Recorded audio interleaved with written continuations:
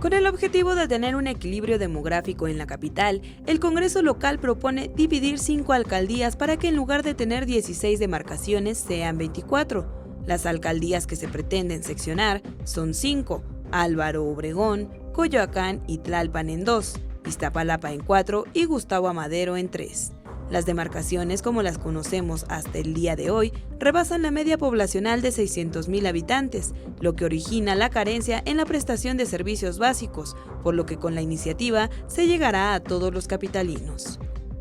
Expertos en el tema señalan que en lugar de dividir el territorio en más alcaldías, se deberían reforzar las políticas públicas para ofrecer mejores servicios. Tiene que ver con reforzar nuestros instrumentos de rendición de cuentas, nuestros instrumentos de transparencia y manejo de los recursos públicos, nuestros instrumentos de mayores capacidades, fortalecer las capacidades técnicas, financieras y operativas de nuestras autoridades. En mi opinión, creo que no es la mejor solución.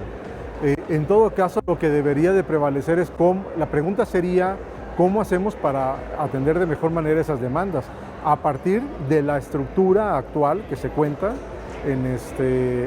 con nuestras 16 entidades. La propuesta original era dividir solamente 3 alcaldías, pero distintos legisladores presentaron una iniciativa para que fueran 5. La jefa de gobierno ha mostrado una negativa ante la propuesta. Sin embargo, la iniciativa será discutida y analizada por la Comisión de Alcaldías y Límites Territoriales del Congreso Capitalino. Iraíz Morquecho, 21 Noticias.